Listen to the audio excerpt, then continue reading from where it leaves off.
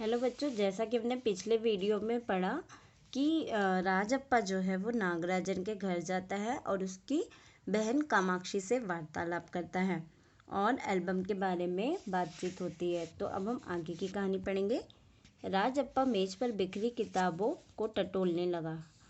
अचानक उसका हाथ दराज के ताले से टकरा गया। दराज यानी ड्रॉर। उसने ताले को खींचकर देखा, बंद था। क्यों ना उसे खोलकर देख लिया जाए। मेज पर से उसने चाबी ढूंढ निकाली। तो जो राजप्पा था वो सोच रहा था कि किसी तरीके से उसे नागराजन का एल्बम मिल जाए। तो उसने क्या किया कि दराज एक ड्रॉर देखा और ड्रॉर के पास देखा कि ताला लगा हुआ है। तो उसने उस ताले की चाबी को ढूंढने की कोशिश की और उसने फिर मेज पर उसने उस चाबी को ढूंढ निकाला ने मेज में जो एक ड्रॉर था उसे खींचा और उसे उसकी चाबी मिल गई। सीढ़ियों के पास जाकर उसने एक बार झांक कर देखा, फिर जल्दी से दराज खोली। एल्बम ऊपर ही रखा हुआ था। पहला पृष्ठ खोला। उन वाक्यों को उसने दोबारा पढ़ा। उसका दिल तेजी से धड़कने लगा। उन वाक्यों को यानी जैसा कि एल्बम के पहले पेज में लिखा था। एल्बम को झट कमीज के नीचे खोस लिया और खोसना है ना छुपा लेना, और दराज बंद कर दिया। सीढ़ियाँ उतरकर घर की ओर भागा। तो जैसे ही राजप्पा को उस ताले की चाबी मिली, उसने क्या किया, जल्दी से नागराजन का जो एल्बम था उसे जल्दी से चुरा लिया और अपने कमीज के नीचे खोस लिया और ड्रॉर एज इट इज़ उसने बंद कर दिया और सीढ़ियाँ उतरकर अपने घर की ओर भाग गया। घर जाकर सीधा पुस्तक की अलमारी के पास गया और पीछे की ओर एल्बम छिपा दिया। उसने बाहर आकर झाँका। पूरा शरीर जैसे जलने लगा था, गला सूख रहा था और चेहरा तमतमाने लगा था। चेहरा तमतमाना यानी बहुत क्रोध आना।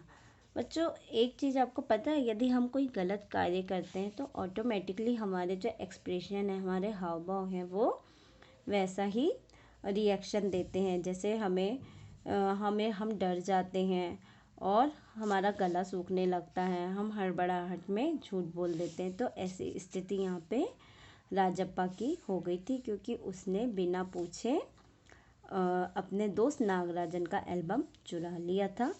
तो उसने क्या किया, उसके एल्बम को अपने घर जाकर पुस्तक की अलमारी के पास गया और पीछे की ओर एल्बम छिपा दिया और उसने बाहर देखा कि कोई आ तो नहीं रहा है। उसका पूरा शरीर जलने लगा, गला प्यास के कारण सूख रहा था और उसके चेहरे से क्रोध के भाव दिखाई दे रहे थे।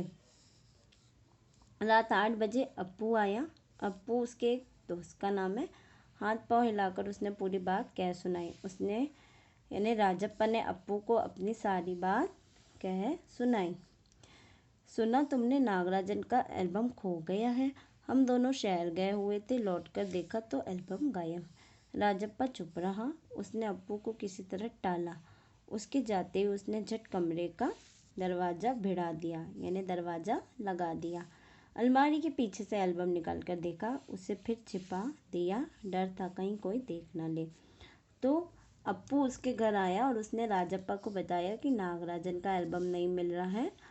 तो राजप्पा उसकी ये सब बातें सुन के चुप हो गया और उसने किसी तरीके से अप्पू को वहाँ से टाला, यानी उसे नज़रअंदाज करने की कोशिश की, उसे घर से बाहर जाने की कोशिश की।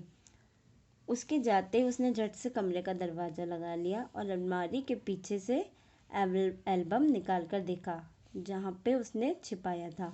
उसे फिर छिपा कर रख दिया और उसे डर था कि कहीं कोई उसे एल्बम छुपाते हुए देख ना ले।